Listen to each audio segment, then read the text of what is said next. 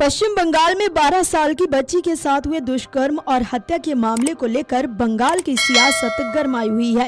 एक तरफ जहां टीएमसी ने राज्य की शुभेंदु सरकार पर निशाना साधा, टीएमसी ने कहा कि ये आपातकाल नहीं है बल्कि ये अति आपातकाल है, तो वहीं कांग्रेस ने कहा कि जब विपक्ष के शासन में दुष्कर्म होता है तो वो एक बड़ा मुद्दा बन जाता है। दूसरी तरफ शुभेंदु सरकार में मंत्री दिलीप घोष ने ममता बनर्जी को जमकर घेरा है और कहा है कि पहले भी इस तरह की घटनाएं हुई हैं, लेकिन तब ममता बनर्जी किसी पीड़िता के घर नहीं गई, लेकिन अब रास्ते पर उतरकर ड्रामा कर रही हैं। वही रोल करना पड़ेगा उनको। लोगों ने उनको विपक्ष में बैठने के लिए मौका दिया है, खुद जीत के नहीं आ पाई, इतनी पॉपुलर लीडर है ममता बनर्जी। अब फिर ड्रामा करने निकली रास्ता में। ठीक है, आप विपक्ष में, आपको आंदोलन करना आता है, वही जिंदगी भर किया है, विकास तो जानते ही नहीं है, कर रहे हैं। लेकिन झूठ मूठ हजारों रेप मर्डर हुआ है बंगाल में, उनके राज में। कभी उनको देखा है रास्ता में उतरते हुए, किसी पीड़ित का घर जाके सांत्वना देते हुए? नहीं देखा है। बीरभूम में 10 लोगों को जला दिए थे, एक का अपराधी को नहीं पकड़ा था। उन्होंने जाके सारेआम सभा में नाम बोलते हैं, उसके बाद पुलिस पकड़ता है। पुलिस क्या अपंग हो गया था उस समय क्या? इसलिए ये जो कानून हाथ में लेने की जो प्रयास हो रहा है सीपीएम की तरफ से, टीएमसी की तरफ से, ये सब ज्यादा हीरोगिरी मत करो। सरकार 2 मास हुआ है, पहला घटना हुआ 24 घंटा के अंदर सारा अपराधी को अंदर किया हम लोगों ने पकड़ करके। पुलिस वही है, नेता बदल गया है। इसलिए अशांति करने का ना करे। यहाँ की जनता शांति से रहने के लिए ये डिसीजन लिया है, परिवर्तन किया है, और शांति को भंग कोई ना करे। मैं पूछता हूँ, तापसी मलिक को जब रेप करके जला दिया गया था सिंगूर में, कितने सीपीएम के लीडर उस समय गए थे? उन्हीं के राज में तो बुद्ध बाबू गए थे वहां। पूछो इतिहास। जब तमन्ना जैसी 6 साल की लड़की, मुस्लिम लड़की थी, शोभा यात्रा देख रही थी, टीएमसी लोगों ने सारेआम बम मार दिया था, उसको मर गई थी। उसके घर में ममता बनर्जी गई थी, कोई नेता गए थे? नहीं गए थे। वो भी तो मुसलमान थी। आज इतना दर्द क्यों है? अब व्यवस्था निर्माण करने के जो प्रयास कर रहे हैं, रास्ता में उतर करके मत करे। ये सरकार बदल गया है, नेता बदल गया है। 24 घंटा के अंदर अपराधियों को अंदर किया है हम लोगों ने। जो ज्यादा कुछ करेगा उसको भी अंदर किया जाएगा। बिल्कुल जाएंगे। हमारे मुख्यमंत्री जमीन से जुड़े हुए हैं। हमारे कार्यकर्ता का डेथ हुआ है।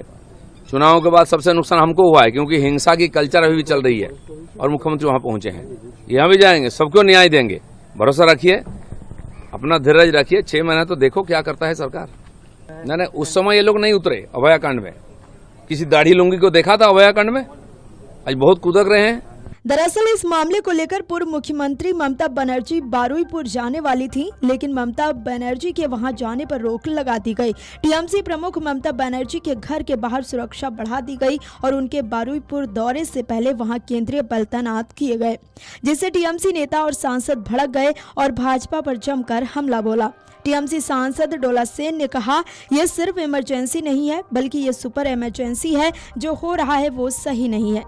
टीएमसी नेता कुणाल घोष ने भी दावा किया कि ममता बनर्जी को बारुईपुर जाना था, लेकिन उनकी यात्रा की जानकारी मिलते ही उनके आवास के बाहर बड़ी संख्या में पुलिस कर्मियों की तैनाती कर दी गई और बैरिकेड्स लगा दिए गए।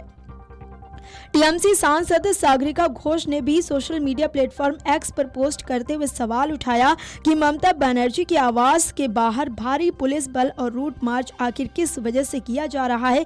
उन्होंने आरोप लगाया कि राज्य में एक बच्ची से दुष्कर्म और हत्या जैसी गंभीर घटना के बाद कानून व्यवस्था बहाल करने के बजाय भाजपा विपक्ष की आवाज दबाने की कोशिश कर रही है।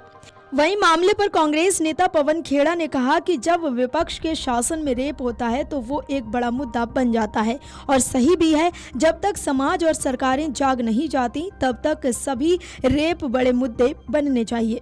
लेकिन अगर भाजपा सरकार के शासन में रेप होता है तो आप विपक्ष को नजरबंद कर देते हैं। सभी रेप समान रूप से भयानक होते हैं। उन्हें इस नजरिए से नहीं देखा जा सकता कि आप किस राजनीतिक पार्टी से जुड़े हैं।